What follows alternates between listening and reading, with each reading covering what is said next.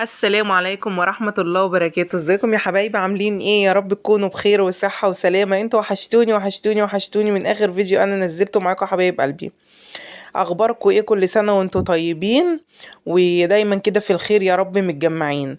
يلا نبدأ كده كلامنا كده بالصلاة على الحبيب المصطفى. اللهم صل وسلم وبارك على سيدنا محمد وعلى آله وصحبه أجمعين. يلا يا حبايب قلبي كلنا نصلي على الحبيب المصطفى ونستغفر الله كتير كتير كتير. انا النهارده ايه راجعه لكم فيديو جميل كده. فيديو هيعجبكم قوي قوي قوي. هتطلعوا منه بافكار حلوه. يعني هنبدا كده نبدا نحضر كده حاجات رمضان. وكل ما ننزل كده نجيب حاجه رمضان. يعني ايه؟ على يعني ننزل نجيب كده اللي قابلنا نجيبه، يعني اللي قابلنا نبدأ نجيبه عشان الأيام، يعني ايه، الأيام المباركة ديت بتطلع تجري. فنبقى ايه خلصنا برضو حاجتنا. كنت قايله لكم من الاول، يعني ايه، نبدأ ننزل نجيب حاجتنا اللي قابلنا نجيبه. نجيب كرتونة كده نحطها في المطبخ، او ثبت او منظم كبير او ايا كان هو، نحطه كده في المطبخ. وكل ما ننزل السوق نجيب حاجات او مشتريات. عفوا يا حبايب قلبي على صوتي، زوري واجعني والبرد مش عايز يخرج مني. الحمد لله. بصوا، ننزل نجيب اي مشتريات، نجيب حاجة رمضان. انا الفيديو اللي فات جبت معاكم التوابل. النهارده بقى نزلت برضو السوق، جبت حبة، كنت نازلة اجيب يعني ايه، نازلة اجيب السوق. واخدين بالكم من الكلام اللي انا بقوله؟ نازلة السوق اجيب مشتريات، اجيب حاجات، يعني حاجات ناقصاني في البيت، فنازلة اجيبها عادي. فعجبني كام حاجة كده جبتهم، قلت اشيلهم معانا لشهر رمضان، هتشوفوها معايا في الفيديو. يلا بقى اللي ما بدأتش تنزل تجيب، تنزل تجيب اي حاجة تقابلها كده بتحتاجها في رمضان، تقابلها في طريقها تنزل تجيبها بالكمية اللي على اللي هي محتاجاها. وكل أسرة بتختلف عن الأسرة التانية في الكميات وفي الأعداد. شوف انت هيكفيكي قد ايه من ايا كان هو ايه. بس ابدأي انزلي جيبي عشان ما يجيش علينا شهر الخير. نيجي كده في الدخلة تبقى الدنيا متكربسة معانا وعمالين نجري يمين وشمال، وبتبقى الدنيا زحمة، وبتبقى برضو الأسعار غالية، وبتبقى برضو الحاجة مش هي، يعني الحاجات المخزونة بتطلع برضو، يعني برضو الحاجات المخزونة برضو بتطلع هنا. بص بقى، أول حاجة ده جبت عيش، ده لينا يعني هناكله عادي الأيام ديت، بس كان جميل بصراحة عجبني. لقيته عجبني كده حلو والله، عامل زي الفطير، رحت جبته.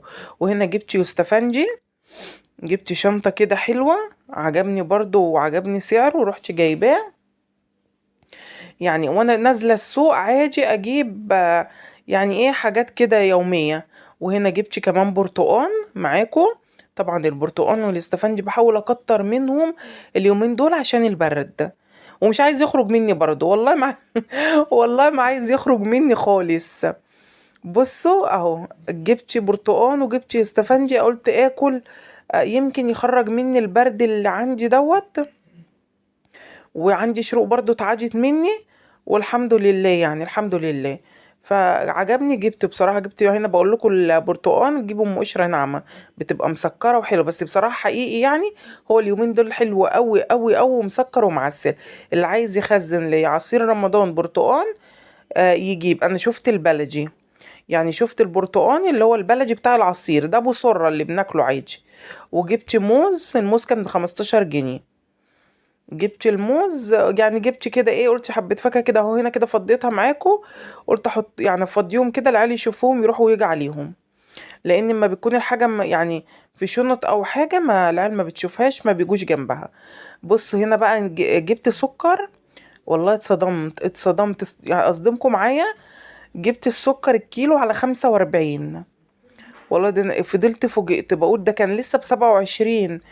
في ايه يا جدعان؟ قال لي لا ب45 ولسه هيغلى تاني.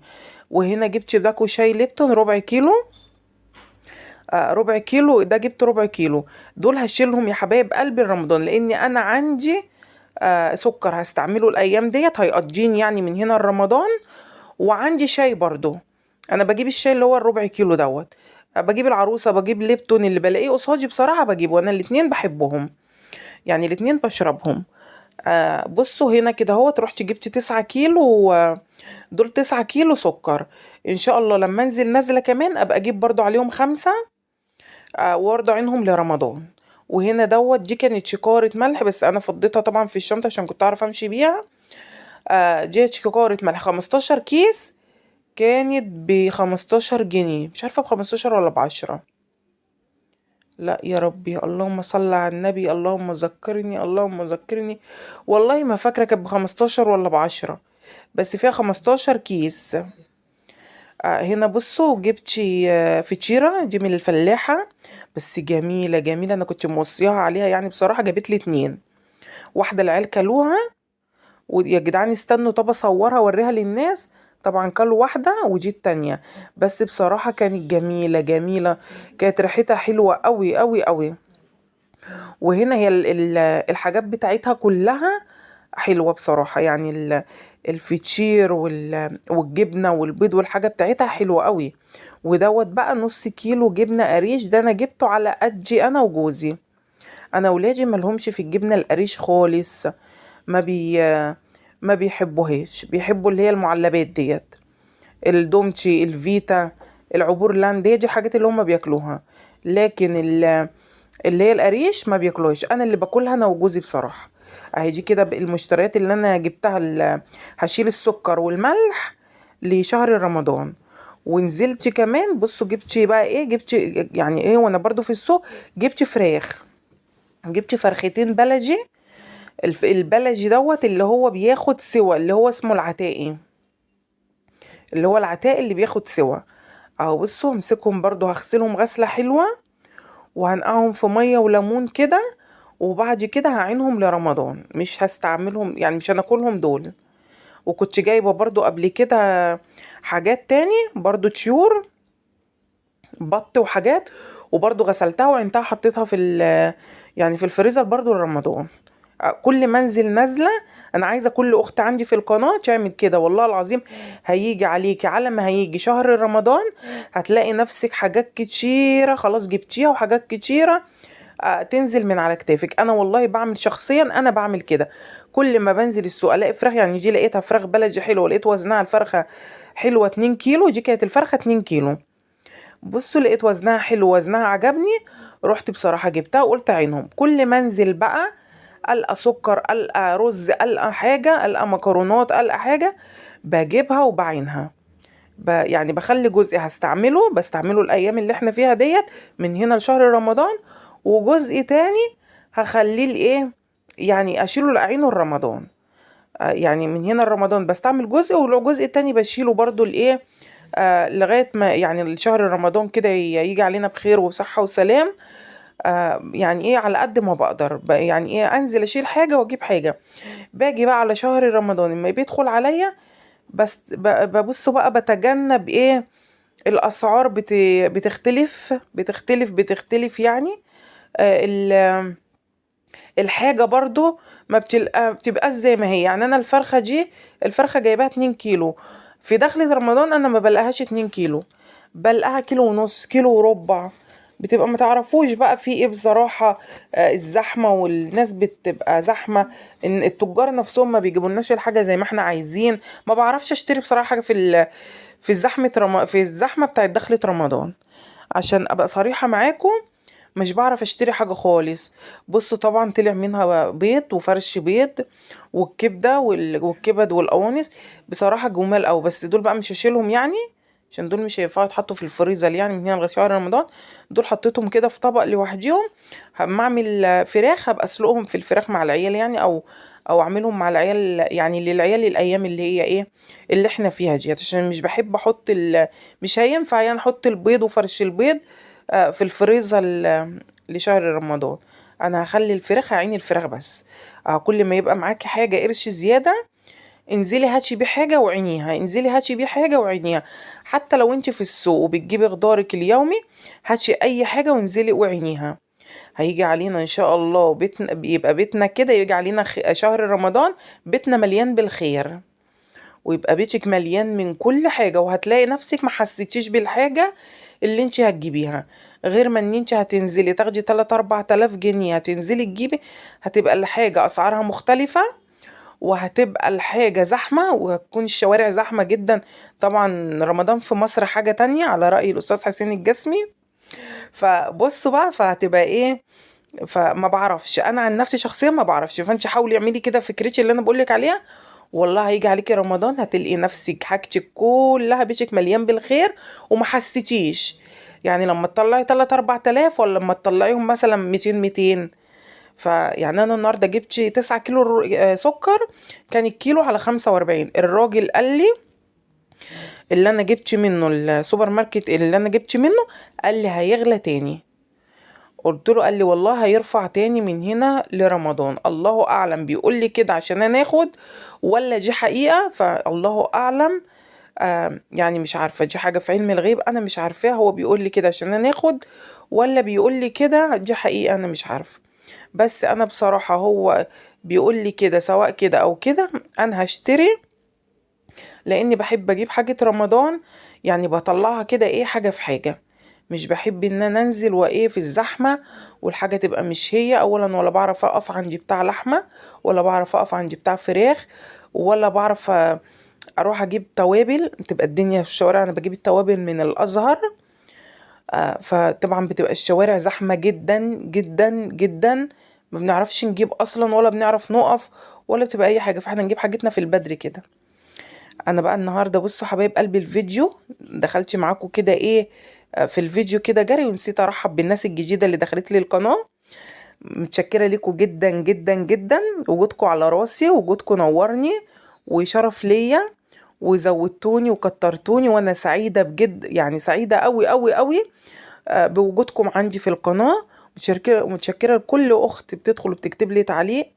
ربنا ما يحرمني منكم ابدا ابدا ابدا، ولا يديمكم ويديمكم عليا نعمه في حياتي.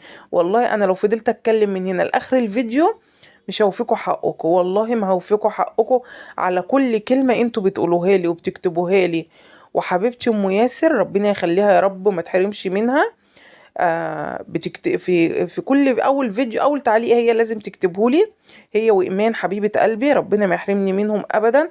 دول اول ناس، انا مش عايزه اقول الاسامي بس عشان ولا انسى حد ولا حد يزعل مني، عشان انا والله العظيم الزهايمر عندي عالي والله، وبنسى كتير قوي قوي قوي. بس هي ام ياسر حبيبتي، يعني ايه دايما بتدعي لي. هي الست يعني في منزلة امي، انا معرفهاش بصراحة، هي متابعة مني من عندي، هي من السعودية. بس هي بتدعي لي يعني كتير، ربنا يخليها لي يا رب، ما تحرمش منها ابدا، ويديمها كده عليا نعمة في حياتي، وما تحرمش من تعليقاتها. بصوا هنا يا حبايب قلبي، خدت الفراخ غسلتها غسلة محترمة، شلت بينها كل الزيادات، وغسلت بين اللحم وبين الجلد كده، شلت الزلال كله. بصوا خليتهم كده ايه، ورحت عصر عليهم الليمونة. بصوا هنقعهم كده بالمية والليمون لغاية ما ايه، ما ينزلوا اي زفرة منهم. بصوا غسلتهم غسلة حلوة قوي، بحيث ان انا اطلعهم من الفريزر احطهم في الحل على طول. دول العتاق اللي بياخدوا سوا. انا الفراخ دي بعشقها بعشقها بعشقها. وبحب اللي هي يعني ديت بحبها بصراحة بشوربتها عشان الشوربة بتاعتها. والتانية البيضة بحبها برضو، ان هي ايه، البيضة ليها استخدام معايا ودي ليها استخدام معايا. بصوا هنا بقى كده ايه، مسكتها وصبنتي ايه، بقيت قلت بقى خلاص انا خلصت كده الفراخ. هلم بقى المواعين اللي عندي كلها وهمسكها صبنها. كان عندي مواعين بس الحمد لله ما كانش كتير. هنا نزلت السوق في اليوم دوت، نزلت السوق، هينزل لكم تاني يوم على طول ان شاء الله بامر الله. نزلت السوق وطلعت وقفت اشتغلت صورت معاكم الحاجه على طول اللي انا اشتريتها. و... ونزلت ووقفت غسلت الفراخ ونقعتها، وكل ده ما كنتش لسه والله فطرت ولا اي حاجه خالص. كنتش خدت يا دوبك علاجي اللي انا باخده على الريق. يعني اول ما بصحى من النوم قبل ما بنزل السوق باخد علاجي. لو نازله مشوار بعيد او حاجه باخد العلاج بتاعي ضروري، لازم اخد علاجي الاول. ولو رايحه مشوار بعيد لازم افطر، ما بنزلش من البيت الا لما بفطر. لو رايحة مشوار بعيد، لكن رايحة السوق فقلت لا السوق يعني على السريع كده ان شاء الله. وطلعت حطيت بصوا كنت كل دوت انا ما كنتش لسه والله العظيم فطرت. وقفت بقى اندمجت في الشغل وفي الفراخ ورصيتش الحاجة وفضيتها وكده. وما كنتش انا فطرت، كانوا ولادي بصراحه فطروا. كنت جايبه الفطير والجبنه بصراحه، اخدوا فطيره قعدوا كلوا هم وجوزي يعني، كلوا فطير وشربوا شاي بلبن وكده، وكلوا جبنه بس مش الجبنه القريش. الجبنه القريش هم ولادي مالهمش فيها خالص. انا بقى وقفت لغايه ما فطرتش بقى وما قعدتش فطرت الا لما سيطرت على كل حاجه. يلا يا حبايب قلبي كلنا نصلي على النبي. يلا صلوا على النبي كده، اللي وصل معايا لغاية هنا نصلي على النبي. اللهم صل وسلم وبارك على سيدنا محمد وعلى آله وصحبه أجمعين. يلا حبايب قلبي ما تبخلوش عليا باللايك، والله العظيم وحياة ربنا أنا بتعب جدا جدا في الفيديوهات، فعايزاكم كده تشجعوني وتحمسوني كده باللايكات الحلوة اللي من ايديكم وتعليقاتكم الجميلة. متنسونيش في تعليق حلو كده اللي بيفرحني وبيسعدني، اللي بقعد استنى تعليقاتكم الجميلة، عشان كده ايه القناة تكبر بيكو وليكو وتشجعوني كده ان انا انزل لكم باقي آه روتينات رمضان وباقي مشتريات رمضان. بصوا الروتينات بتاعت رمضان او التنظيفات بتاعت رمضان انا يعني بعملها ازاي. اللي معايا بقى في القناة من الاول هو هيبقى عارف هي ماشي ازاي، بس الناس الجديدة اللي على راسي اللي وجودهم اسعدني، فاحب برضو اعرفهم. انا بحب اشتري كل المشتريات بتاعة رمضان واشتري حاجتي كلها من بره، وبعد ما بخلص بقى مشترياتي وبخلص حاجاتي ومحتاجاتي وطلباتنا اللي ما بتخلصش ديت، ابدأ بقى ايه اعمل بقى تنظيفات رمضان. ابقى خلاص بقى عارفة ان انا ايه مش نازلة النهاردة، خلصت يعني نزولي بقى خلاص مش نازلة تاني، فابدا بقى ان انا ايه اشتغل في التنظيفات.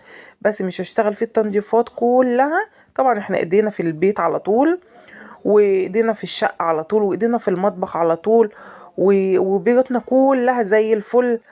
بس بننظف وبنعمل عشان دي عاده، وديت عاداتنا وتقاليدنا اللي احنا طلعنا عليها. العيد ليه تنظيفات، ورمضان ليه تنظيفات، ودخول الشتاء ليه تنظيفات. عفوا يا حبايب قلبي. فدي عاداتنا وتقاليدنا اللي احنا يعني ايه اتعودنا وتربينا عليها، فدي حاجات احنا اتعودنا عليه. بس ابقى اخلص، انا بحب بقى اخلص كل المشتريات من بره، واجيب بقى ايه وابدا بقى انضف. اول حاجه انضفها المطبخ، وبعد كده بخرج ايه على الشقه بقى لو في سجاده او في حاجه. بس ان شاء الله رمضان هيبقى برضو في سقعه، فمش هنشيل ونفرش سجاجيد صغيرة ولا حاجة، متهيألي يعني هيبقى في سقعة، لأن هيبقى في أول 3 هيبقى أكيد في سقعة.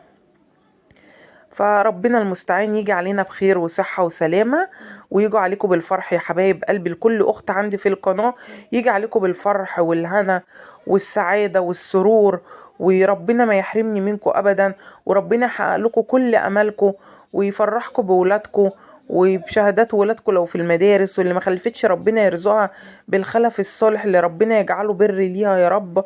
واللي ما اتجوزتش ربنا يرزقها بالزوج الصالح، الصالح اللي يبقى سند ليها. اهم حاجة يعني اللي يبقى صالح ويبقى سند ليها كده ويحبها ويحافظ عليها. هنا بقى بصوا كانت الفراخ خلاص، بصوا دي كلها الرواسب بقى والزفارة اللي يعني ايه، برضو بيبقى في زفارة كده بتنزل من المية والليمون بتوع بعد ما نقعش الفراخ. فاروح بقى ماسكاها، مسكتها بقى كنت خلاص انا فضيت الفراخ حطيتها في الاكياس، يعني جايبه اكياس نجيفه وجديده وكده. وانا ما بتخلاش من عندي بصراحه الاكياس اللي هي بتاعت التلاجة ديت، انا بخليها على طول تبقى عندي جايبه كميه يعني، عشان لو اي حاجه عايزه اعينها في الفريزر يبقى عندي الاكياس نجيفه وجديده على طول. كنت بعمل في اطباق وفي علب، بس لقيتها بتاخد مساحه، برضو بتاخد مساحة، برضو حسيت الفريزر ما بيقضيش، فقلت الاكياس بتقل شوية، يعني الاكياس بتقلل شوية المساحة. فروحت عيناهم بقى كده هوت، يعني حطيت في كل واحدة في كيس، وعينتها بقى على طول في الفريزر. ولميت بقى كل المواعين، ورحت بقى ايه قلت اغسلها كده غسلة حلوة مع حبايب قلبي. اللي وصل معايا لغاية المواعين ما تنسونيش في لايك، ولو انت اول مرة تشوفيني يا ريت تشتركي في القناة. والناس الجميلة اللي بتشاهد الفيديو بس مش متابعة، يعني ناس بتتشاهدني بس مش مشتركة في القناة، مش عارفة ليه مش مشتركة. ان شاء الله تشتركي كده وتخشي بقلبي جامد، وان شاء الله يعني مش هتندمي ان انت دخلتي عندي هبة، عشان هتحبيني على طول. مسكت هنا كل المواعين صبنتها، وهنبدأ بقى نعمل مع بعضينا غدا. انا بعشقه الغدا ده، انا بحبه طبعا مش على مزاج ولادي. وولادي مش ملهمش في الطبيخ قوي، بس انا بصراحة بغصبهم على اكله، عشان فايدة يعني مفيد ليهم. انا شايفاه ان هو مفيد ليهم. هم طبعا عايزين نواشف، فطبعا طبعا طول الصيف هم بياكلوا نواشف، فبحاول في الشتاء اكتر. يعني انا في الصيف والله ما بعمل طبيخ خالص، طبيخ بقوطة، والطبيخ اللي تعودنا وتربينا عليه ده والله في الصيف انا ما بعمله خالص. فبحاول ان انا اكتر منه في الشتاء، عشان يعني ايه، يبقوا برضو ايه ماسكين نفسهم. وده يعتبر الطبيخ برضو بيسند برضو، وبيبقى الخضار الجسم محتاجه. بس طبعا انا ولادي بغصبهم بصراحة عليه ان هم ياكلوه. عملت سبانخ بقى باللحمة المفرومة، كنت عاملاها معاكم الفيديو اللي قبل اللي فات، كانت باللحمة كده الطبيخ السليمة. بس المرة دي بقى عملتها بلحمة مفرومة، كانت عسل عسل عسل. هتشوفوها بقى دلوقتي. اللي وصل معايا لغاية هنا يا ريت يا ريت يا ريت ما تبخلوش عليا باللايك. انا هفضل افكرك اهو باللايك، عشان الناس حبايب قلبي اللي بينسوني في اللايك. انا عايزاكم ايه، ما تنسونيش في اللايك، عشان القناة تكبر بيكوا وليكوا. بصوا هنا بقى، بصوا مسكت الحوض. بعد كل حاجة انا الحوض ده بصبنه طول ما انا واقفة في المطبخ. طول ما انا واقفة في المطبخ والله العظيم بفضل اصبنه كل شوية. يعني لو هصبن تاني هتلاقوني اصبن الحوض، اي حاجة هصبنها بصبن الحوض. بصوا مسكته صبنته تصبينة حلوة، وبنشفه كمان بالفوطة، عشان كده بيفضل نجيف وبيبقى ايه بلمعته كده، ويبقى ريحته حلوة. يعني بيفضل بقى ريحته حلوة كده، وعايزاه يبرق كده معاك ويبقى جديد ونجيف. حطيله كلور، اللي هو الكلور بتاع الابيض انا بحط له. بصي هنا كنت عاملة صينية كيكة. بصوا هنا بعد ما قلبتها كده النور قطع، وهنا حاطه اللبن على النار. قلت اغلي بقى اللبن تاني، لان ولادي لما شربوا انا ما شربتش، فانا بحبه سخن، بحبه سخن ملهلب كمان. هنا بقى النور كان قطع، يعني انا كنت قاعده بقى يعني لسه هفطر ولقيت النور قطع. النور قطع بقى ورحت قعدت بصراحه، استريحت كده شويه بقى لغايه ما النور جه. هنا بقى كان النور جه، وقمت كملت تاني الروتين. اهو مسكت هنا السبانخ، جبت السبانخ قطعتها، بس نسيت اوريها لكم برضو في المشتريات وانا جايباها. دي برضو جايباها النهارده، كانت جميله. بصوا رحت بقى ماسكاها ايه، غسلت قطعتها كده اهو التقطيعه الحلوه الجميله بتاعتنا، وقطعت عليها شبت، وقطعت عليها كزبره. سبانخ و سبانخ وشبت وكزبره خضره. امسكها طبعا اغسلها غسله حلوه، لان لازم الاوراق يا حبايب قلبي تتغسل كتير قوي، يعني تتغسل حلوة كده. انا مش هعلمكم يعني ولا هقول لكم، كلكم انتوا ستات بيوت شاطرين وعارفين كل حاجة. يعني انتوا عارفين كل حاجة، انتوا اشطر مني كمان. بصوا مسكتها بقى غسلتها غسلة حلوة. بعد بقى ايه قلت لا قد ما هطبخ لازم يبقى المطبخ حواليا نضيف. ابدأ بالتصبين، لو عندي مواعين اصبنها، وابدأ بقى ايه اعمل كده، اعمل يعني اشتغل على نظافة. هنا بقى دول حبة القوطة، اخر حبة قوطة عندي من اللي انا كنت جايباه القفص. اللهم صل وسلم وبارك عليك يا حبيبي يا رسول الله. هنا بصوا ده كان اخر حبة، دول كانوا اخر حبة عندي، خدتهم النهاردة من ساعة ما كنت جايبة القفص. انا كنت عمالية منظمين عندي. هنا بقى واخدة ايه، خدت اخر حبة بقى هطبخ بيهم النهاردة السبانخ ان شاء الله. ما رضيتش طبعا اجيب، انا دايما عندي الحاجه ما بجيبش حاجه على حاجه، لما الحاجه اللي عندي تخلص انزل اجيب غيرها. رحت بقى واخده بعضي ورحت خدتهم، قلت هبقى انزل بقى اجيب حبه تاني. بص كانت جميله والله العظيم. كانت القوطه ساعه ما كنت جايبه القفص الكبير ده، كانت جميله ونفعتني. الحاجه طول ما هو في البيت يعني بتبقى بصراحة يعني ايه، تبقي انت قاعدة معتمدة كده ان انت ايه البيت مليان. انا بصراحة عندي احب عاملة البيت خزين وما بحطش فلوس في جيبي. يعني والله احب اقول خزين في البيت احسن من فلوس في الجيب. الفلوس والله هتصرف، نزلت اي نزلة بتصرف مني، بتصرف مني. لكن الخزين بقى في البيت بينفعني. هنا بقى مسكت القوطة بعد ما غسلتها ووضبتها، شلت منها كل حاجة، هي ما كانش فيها اي حاجة الحمد لله، بس برضو لازم اوضبها. ورحت حطها حطيتها بقى في الخلاط كده، هضربها. هبدأ اطبخ بقى الايه، احلى سبانخ باللحمة المفرومة. اللحمة غليت يا حبايب قلبي، وانزلوا قولوا لي في التعليقات عندكم بقت بكام. انا جايباها النهاردة ب370 جنيه، ب370 البلدي. لكن الجملي قال لي ب310، اللي هي بتاعت الكفتة. بس انا لسه ما عملتش اي كفتة، لما اروح اعمل كفتة هاخدكم بقى معايا. وايه، وان شاء الله نعمل برضو الايام الجاية كفتة رمضان، ونعمل صدق، ونعمل برجر وكده، ونجيب فراخ ونعملها كنتاكي. عشان برضو يعني ايه، شهر رمضان 30 يوم، نعمل كل يوم برضو كده. ايه طبعا بيبقى كل يوم اكل، هنتمرمط في الاكل، بس يجي علينا كده بخير وصحة وسلامة. ان شاء الله لما اروح اعمل كفتة ابقى اخدكم برضو معايا. انا كنت واخداكم معايا قبل كده وانا بعملها، بس هوريكم بقى انا بقطعها ازاي، وهوريكم انا بحوجها من عندي، باخد التوابل من عندي انا، ما بخلوش هو يحط لي اي توابل. ولو انا هعملها كفتة برز، بغسل الرز عندي في البيت، بغسل الخضرة عندي في البيت، بغسل الثوم، بغسل كل الخضار، البصلاية، القرن الفلفل اللي انا بحطه للكفتة. الخضار كله اللي انا بحطه انا بغسله في البيت عندي، واخد التوابل بتاعتي واروح وهو يا دوبك بس ايه يفرمها لي. لاني ما عنديش المفرمة اللي هي بتاعت الكفتة اللي بتنعم الكفتة قوي، عندي المفرمة اللي هي العادية بتاعت الخلاط، فدي ما تنفعش للكفتة. وحتى لو تنفع انا بحس ان خلاص اتعودت ان انا اعملها عند الجزار، بتبقى حلوة بصراحة، بتبقى بينعمها لي قوي قوي قوي. لكن بتاعت البيت الكبة بتعملها بتطلعها لي خشنة. انا جربتها وطلعتها لي خشنة. هنا حطيت ايه، نص كيلو لحمة مفرومة. بصوا كانت جميلة، كانت ريحتها وطعمها تحفة والله العظيم تحفة. صفرت البصلاية ونزلت عليها بحبة كزبرة ناشفة، ورحت نازل عليها باللحمة المفرومة، وهرش رشة فلفل اسود.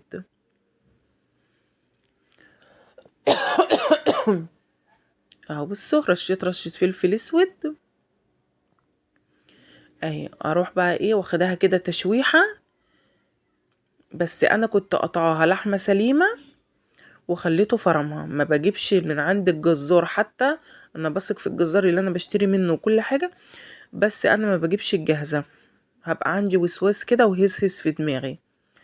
والله العظيم محدش يضحك على الهسس اللي في دماغه ده، متضحكوش عليا. بيبقى عندي هسس، فلازم اقطع اللحمة انا بنفسي وافرمها بنفسي. بصوا هنا بقى رحت ايه نازلة عليها بالصلصة، هتتقلب قلبة بس كده، تاخد ايه غلوة كده بسيطة، واروح نازلة بالسبانخ. بس كانت احلى سبانخ في الدنيا والله العظيم، كانت جميلة. مش عشان انا اللي عاملاها والله العظيم، بس كانت وحياة ربنا. ولادي قلت لهم اكلتها لهم بالغصب، عشان ولادي ما بياكلوش الطبيخ، ما بيحبوش الطبيخ خالص. بعد ما قلت لهم دوقوها، راحوا قعدوا كلوها، راحوا قالوا لي جميلة يا ماما، جميلة جميلة جميلة، عجبتهم بقى قوي قوي قوي. وجوزي برضو جه كل قال لي جميلة جميلة. كانت معسلة الخضار اليومين دول حلوة قوي قوي قوي، يعني حلوة ومسكرة.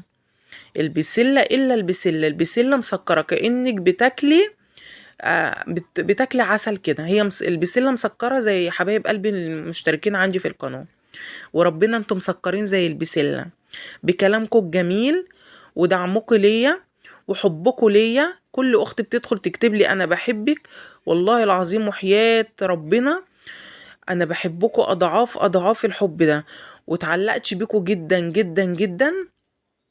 وببقى اليوم اللي انا بنزل فيديو يوم بعد يوم، يعني يوم بعد يوم، اليوم اللي انا بقوم ما بسجلش فيه صوت ولا بتكلم معاكم ولا كده، بحس ان اليوم لا، ما بالنسبة لي مش حلو، مش احسن حاجة. هي كل ايام ربنا حلوة، وربنا يعني يبارك لنا في الايام الحلوة كلها يا رب. بس كنت حاسة بقى ان انا ايه، لا، ما ببقى حاسة ان مودي مش هو، متعودت عليكم واتعلقت بيكم جدا، وعندي كام حد كده في القناة، ربنا يخليكم ليا يا رب، ما تحرمش منكم ابدا. كلامكم بيفرحني وبيسعدني، وقناة وفيها ناس زي العسل وناس محترمة جدا جدا جدا، والله العظيم ناس محترمة. الحمد لله الحمد لله، ربنا يزودكم يا رب بالمحترمين. مش عايزين الناس بنفوس وحشة ونفوس مريضة، واي حد يدخل كده ما بيكبرش بخاطرنا، يعني احنا مش عايزين. انا